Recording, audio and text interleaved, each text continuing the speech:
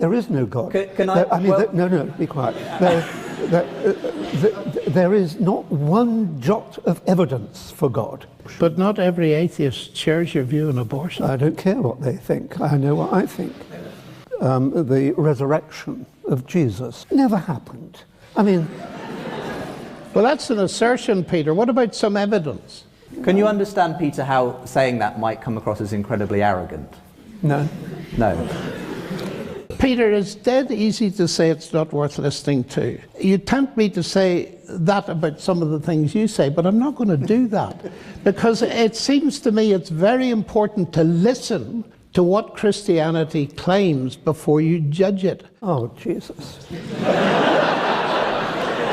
Well, you've got it, Peter, in one. Science deals with real questions. Science deals with questions for which there is evidence. Whereas a typical religious question might be, what is the purpose of the universe? Science can dismiss that as an irrelevant question. There is no evidence that there is any purpose in the universe. One major question is, why is there something rather than nothing? It certainly seems as though there is something, and we presume that before there was something, there was nothing. So it seems to be a real question, and science has as its objective an attempt to answer that kind of question. And there is no reason other than pessimism to expect that science will grind to a halt and not answer all the real great questions of existence. Thank you very much. So an emphatic yes to the idea that in principle science can explain everything that's worth explaining in that sense. So John, same question to you. Can science explain everything? You're going to be surprised at how much I agree with Peter, because the definition of science he offered us, that is collecting evidence, making observations, if that's what we mean by science, and it's the old meaning of science before the 19th century, then of course science can explain everything, because the very word explanation means making evidence-based observations and notes.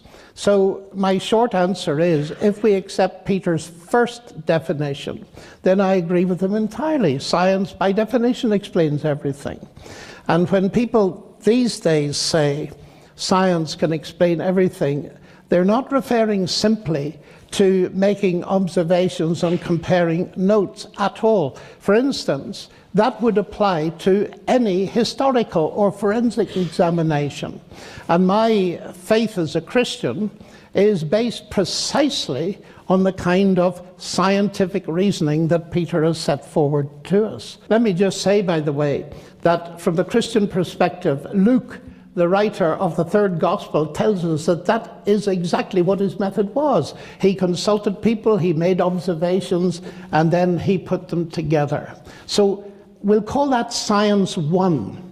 What is, of course, at stake today is the question, can the natural sciences answer every question?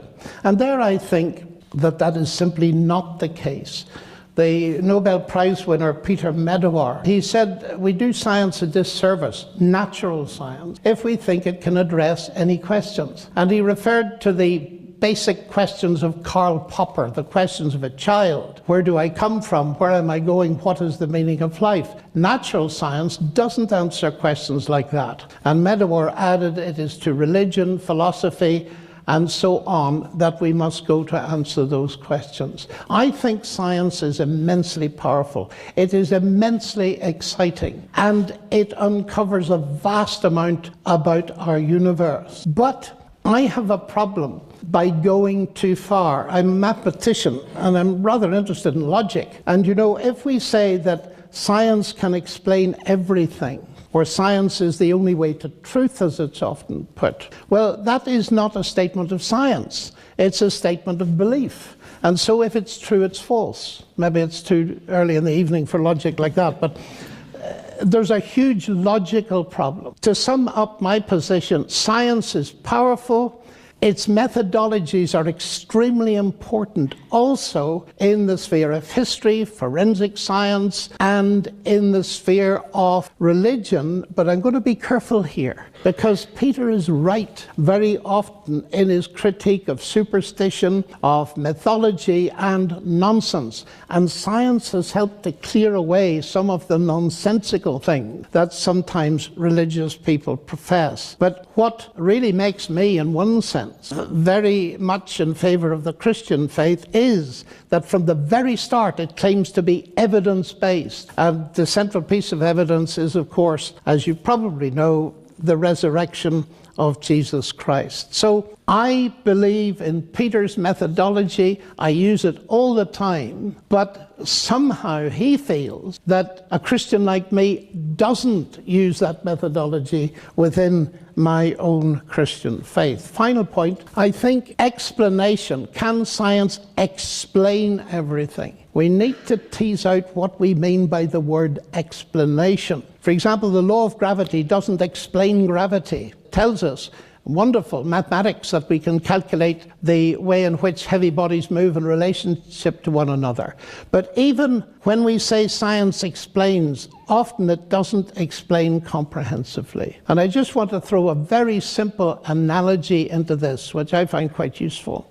About boiling water. How would you explain boiling water? Well, you can explain it by talking about heat conduction and agitation of molecules of water. You can also say the water is boiling because I'd like a cup of tea. Now, those two explanations are very different. They don't conflict. They complement. One is a scientific explanation, natural scientific, but the other is an explanation in terms of the intention and purposes of an agent. And Peter said quite clearly, science doesn't go in for that kind of purpose. But that doesn't mean that kind of purpose doesn't exist. In fact, people have been enjoying tea for millennia before they knew anything about the theory of heat in physics. So what I want to say is this. The God explanation is different from the science explanation. God no more competes with science as an explanation of the universe than Henry Ford competes with physics as an explanation of the motor car.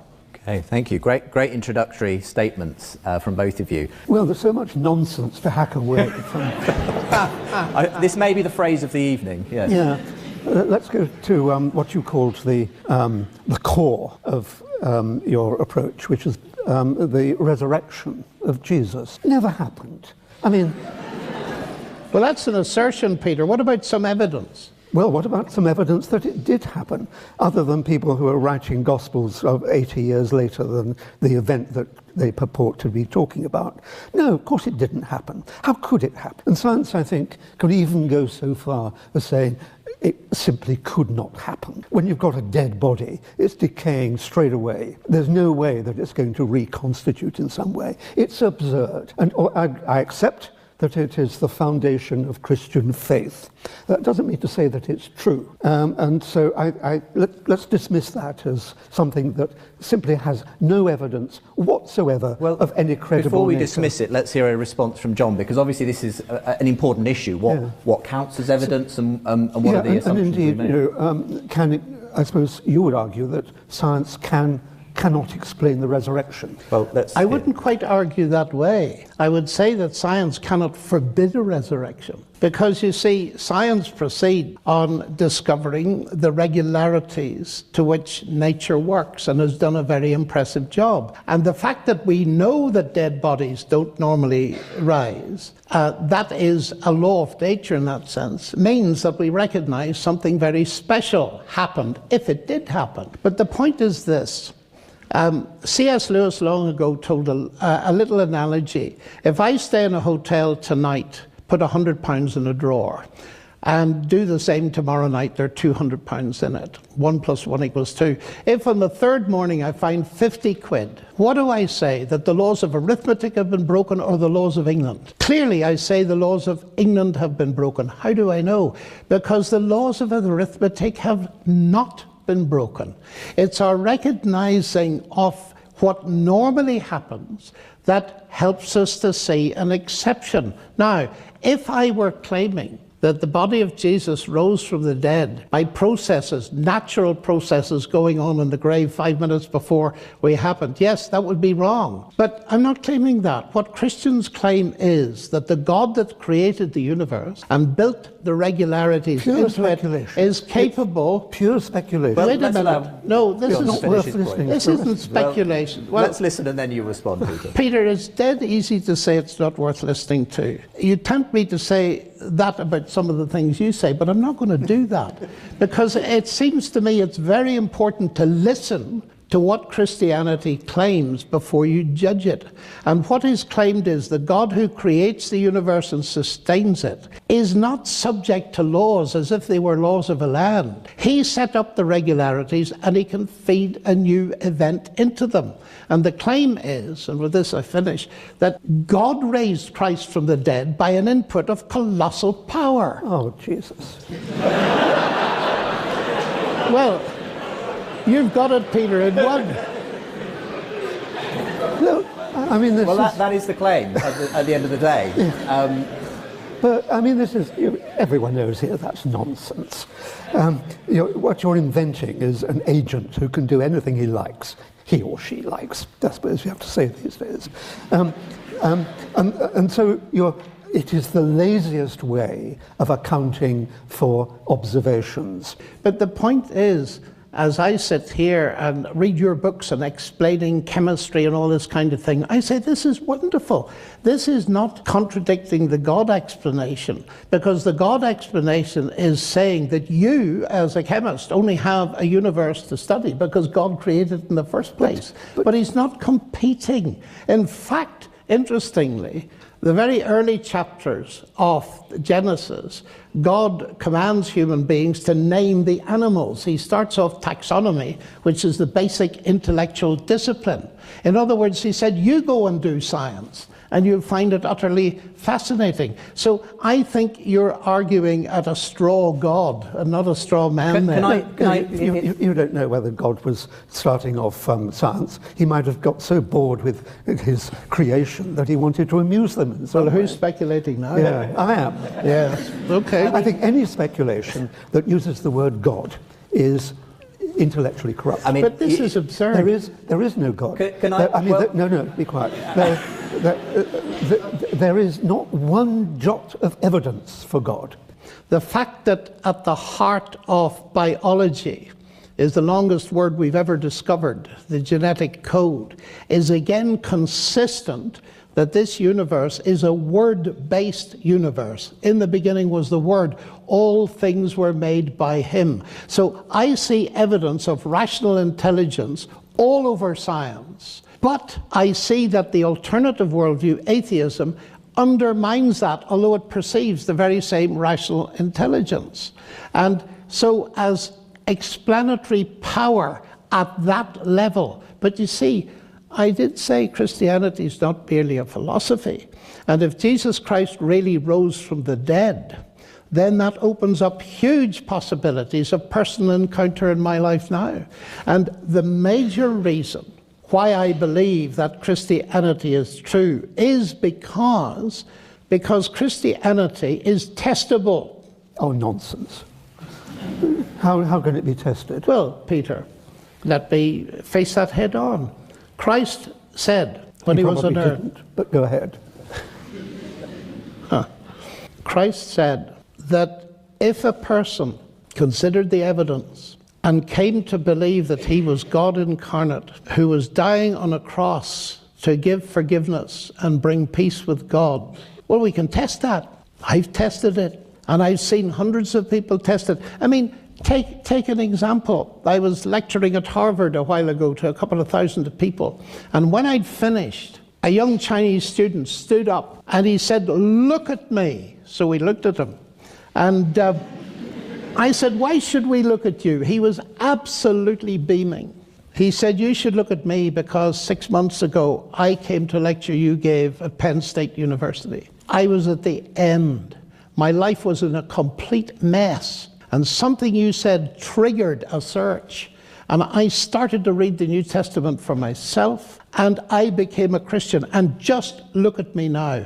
Now, ladies and gentlemen, I've seen that happen not once, not twice, dozens of times. And when you see addiction to drugs transformed into food on the table, when you see broken relationships mended, and you ask people, what happened to you? And they say variously, I became a Christian, I had an encounter with Christ. You begin to put 2 and 2 together and make 4. And I wouldn't sit here for a nanosecond if I didn't believe that these promises that Jesus made actually can be fulfilled in a person's life today.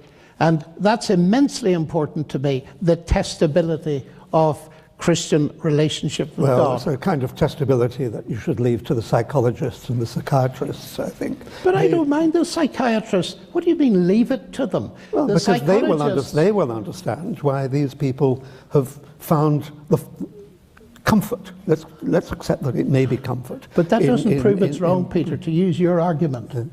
The fact that Christianity brings comfort is not evidence against it. It may well be evidence for it. If it brought discomfort and ruined people's lives... a great deal of discomfort. Ask Joan of Arc, for example. You're raising another question, and I'm Irish. I'm very sensitive to that question.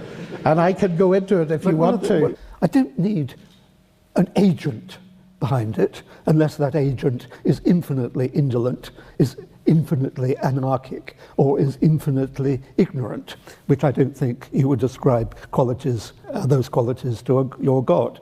So I don't need a God to account for this world. We obviously don't have time to go into the fullness of what you wrote in that book, but the phrase that really struck me from the book was, you said on a few occasions, nothing rolled over into something. That was the way in which the universe, which is clearly something, came from nothing. Now, this was referenced by you earlier, John. Well, it sounds like nonsense to me. And you know, Peter, what do you mean by nothing in that context? I mean the absence of space-time.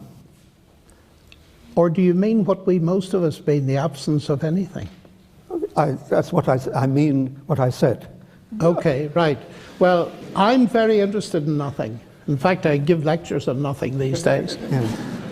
And I had the opportunity to enter a discussion like this, and I was surrounded by the experts, probably the world's most famous cosmologist, and I did something I never usually do. I said I'd like to ask the first question. So I said, Alan, look, there's much ado about nothing. And I want to ask you a question. When you, as a cosmologist, use the word nothing, do you mean what all the rest of us mean as absence of anything? He said, no, we do not. Well, he was wrong. He should. Because presumably, if there was a creation, let's try to talk in your kind of language. If there was a creation, then presumably the something that we now experience was preceded by the absence of something. And I presume that we can call the absence of something nothing. So presumably at the creation, somehow or other, absolutely nothing changed into something. Is that what by happened? Principles of indolence and ignorance and... No, those come later. Oh, I see. I need to read this, you see, Peter. I'm sorry, you catch me out. But I think... No, let me speak to the point. Let me just finish. So presumably you think that if there was absolutely nothing and it turned into absolutely something, that there was an agent involved in causing that. Is that the creation? I wouldn't quite put it that way. I would say that the universe comes from nothing physical, but it doesn't come from nothing. God is not nothing. In fact, we get the whole thing upside down. We tend to think, partly because of the way we're educated in terms of science, that mass energy and material is the basic stuff of the universe. Of course, now we've come down to nothing being the basic stuff. I would want to say about that is, I don't believe it. But secondly, God is not physical. God is spirit. And the fundamental stuff in the universe is mind and spirit. It's not material. So then, if I could finish, the universe comes from nothing physical. But it doesn't come from nothing. It comes from God who created it. Let there be light, and there was light. And so that is my position. And that's not a position which you believe conflicts with the science we do know of, the Big Bang. Not at all. The Big Bang so is wonderful because it simply tells us there was a beginning. And science caught up with the Bible in the 1960s. Because science was tied to Aristotle for centuries, believing that there was an eternal universe. Now we believe in a beginning. Whether you mean a beginning of the multiverse or the universe, it doesn't really matter, because the latest mathematical theorems by Guth, the man I just mentioned, Vilenkin and Borde, say that there is an absolute beginning. So the Bible has said it for centuries. Now, I think you're willing to grant this idea of an absolute beginning, Peter, but for you... Cautiously. Cautiously. I mean, it could be that time is circular, and that we're just seeing a few billion years and it looks straight. But I'm prepared to accept that there might well have been a beginning. But your view is that prior, well, if you can speak of being prior to, that there was nothing and the something came from nothing. Obviously, many people will say that sounds like a contradiction in terms. Well, since we've got something and originally there was nothing, then I think it must be true that nothing turned into something.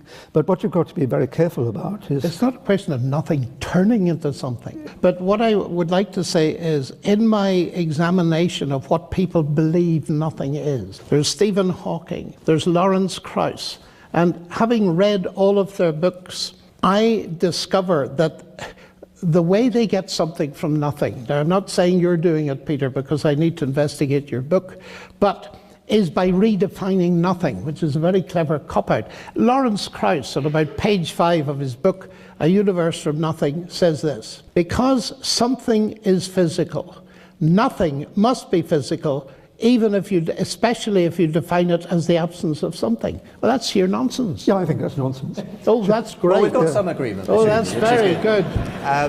Let's go to some questions. It's been such fun, actually, being in the middle of this conversation. But we've had a lot of questions texted in, so we really must get to a few of them. I think this is a really interesting one.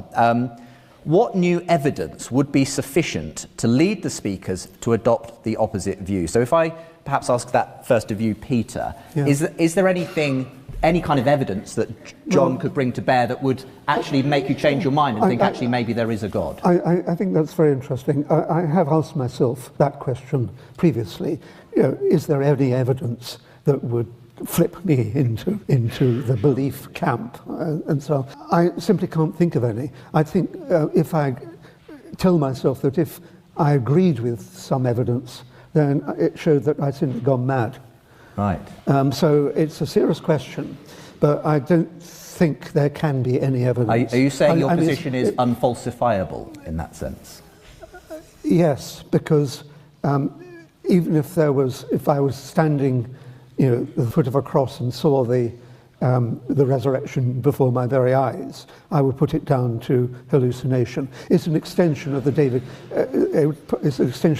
Hume argument. Do you want to make a comment firstly on the fact that for Peter there's literally nothing that could convince him that Well, God I'm exists? very interested in what he said at the end, that he would believe it was a hallucination. And he mentioned to me before that the psychologists would work on what I say, but they'd work on what he said. And one of the evidences for the resurrection of Jesus actually is the work psychologists have done in pointing out that it could not have been a hallucination. He was seen by over 500 people at once, different times of day or night, and all this kind of thing. But there are things that would reverse me. Okay, tell us what they are. I joined Peter. If you could give me evidence that the gospel writers, for example, like Luke, were not authentic, if you could give me evidence that there's a really convincing explanation that Jesus did not rise from the dead, if you could show me that all the experiences I've had in life with my family and with other people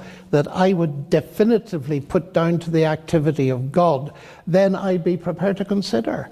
But those cumulative evidences in my life are so large that I don't think it's likely to happen. But I have to be open to that. Why? Because you see, ladies and gentlemen, because I come from a very religious country, I was accused, and I've been accused tonight of the same thing, of course you believe that stuff, you're Irish, is the old Freudian explanation. So what have I done?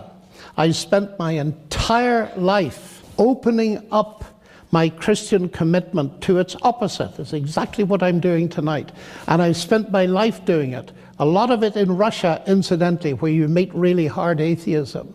And doing that, constantly questioning my own position, has confirmed my position. Now, Peter, do you constantly question your own position? Or do you see no reason to do that? I see no reason to Yes, do well, that. I see great reason to do it because I don't want to be fooled. But I see in you an example of the power of cultural conditioning that takes place during childhood. Well, Peter, I could argue the same. You see, the Freudian argument that says the religion is wish fulfillment, it works brilliantly if there is no God. But you see, I would want to argue that if there is a God, Peter's atheism can equally well be explained as wish fulfillment, the desire never to have to encounter God. The Freudian argument doesn't deal with the basic question, is there a God or not? So I simply think But you see, I want to understand the workings of the world on this side of the grave. So do I. You seem to want to understand them on the other side. But why not of both, Peter? It's a bigger universe than just this side of the grave. Because there isn't anything on the other side. But that's just an assertion. No, it's the lack of evidence. Well, let's go to another question.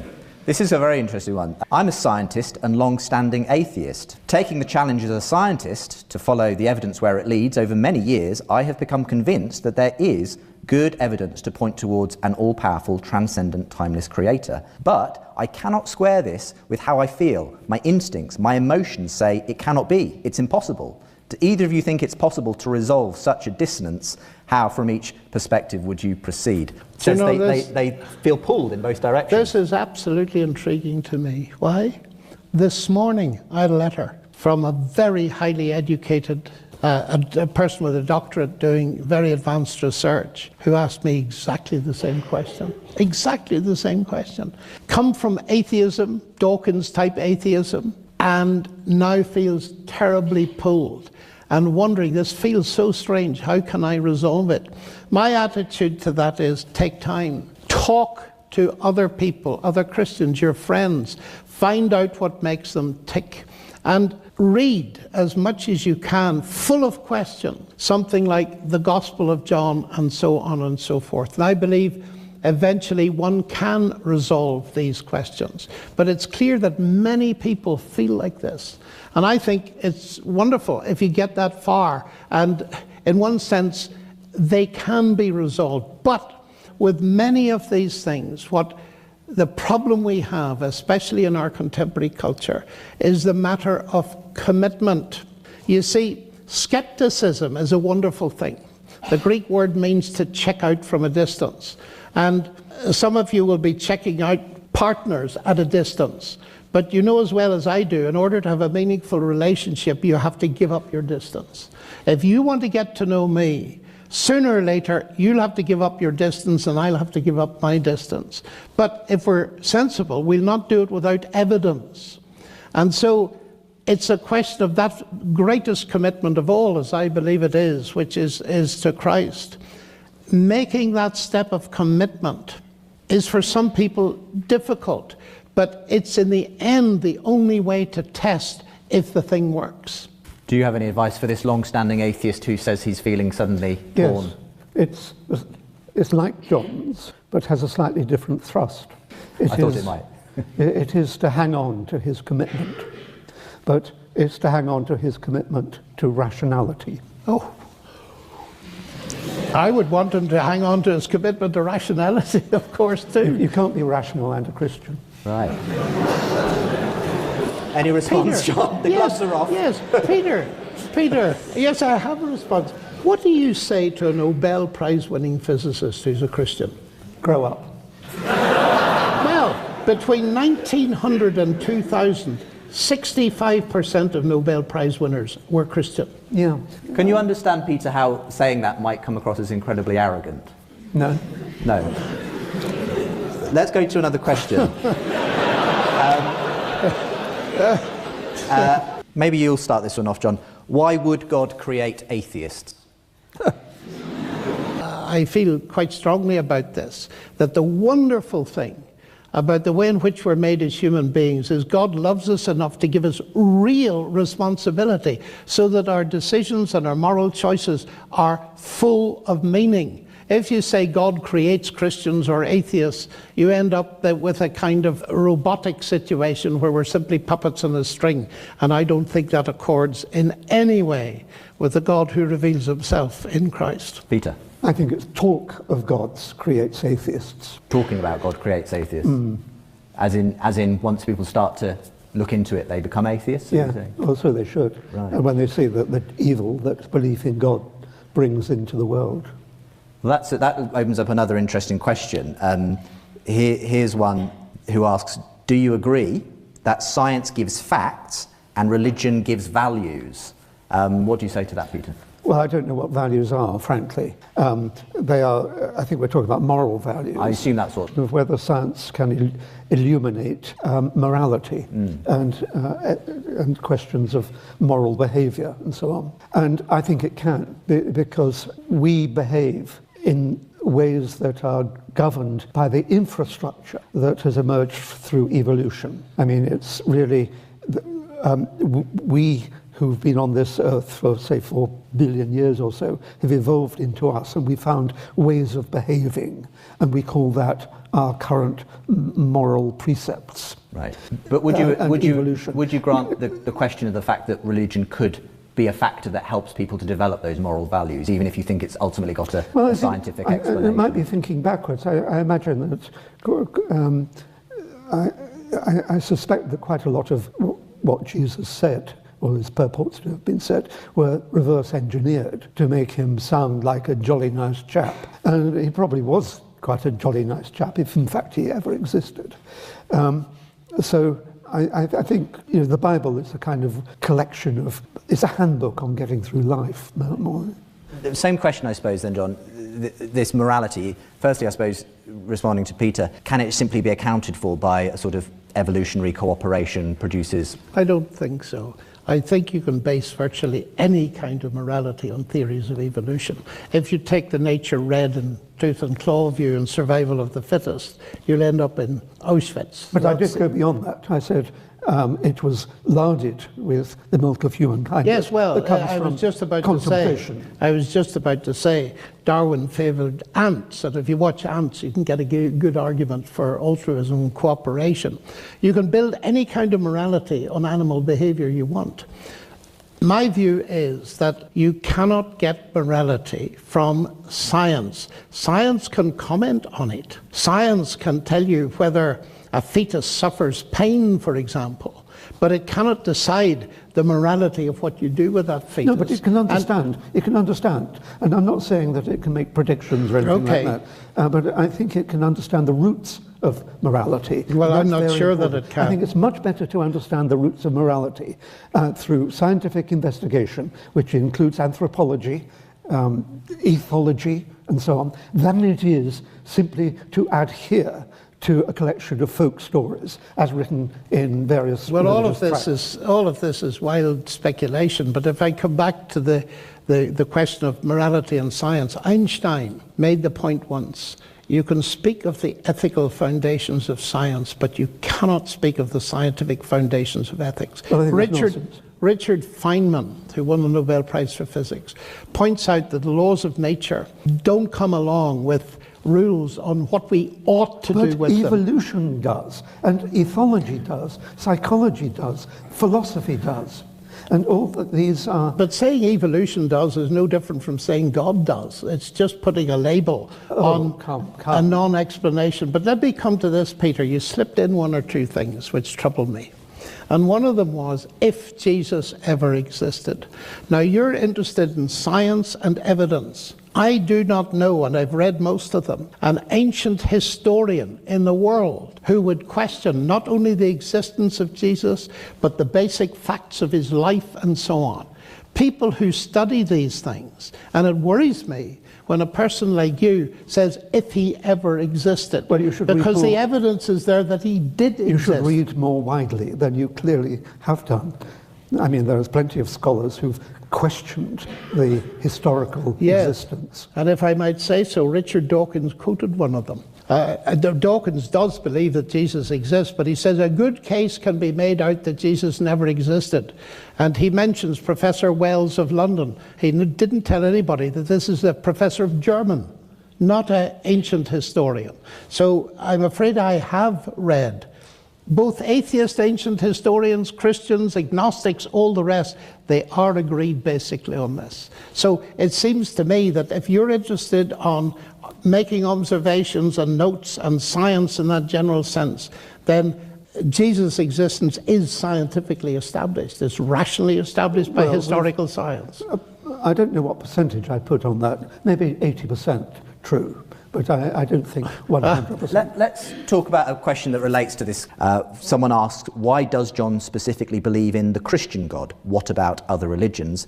And another person asked a similar question, how is one to decide between the thousands of faith on offer without the use of a reliable method such as science? So why your God and not another one, John? And how do you come to that conclusion in the first place? This is quite a sensitive question, but the only way I can approach it is by Peter's method of rational inquiry.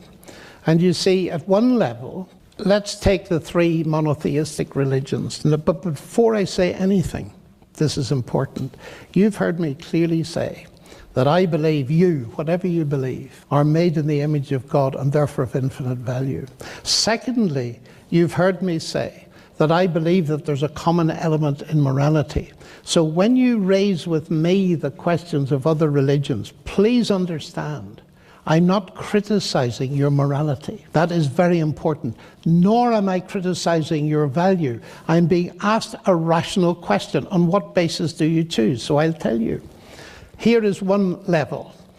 The three great monotheistic religions, their attitude to the resurrection, forgive me, Peter, if I raise it again, is, forgive the pun, it wasn't intended. My Jewish friends believe that Jesus died and did not rise.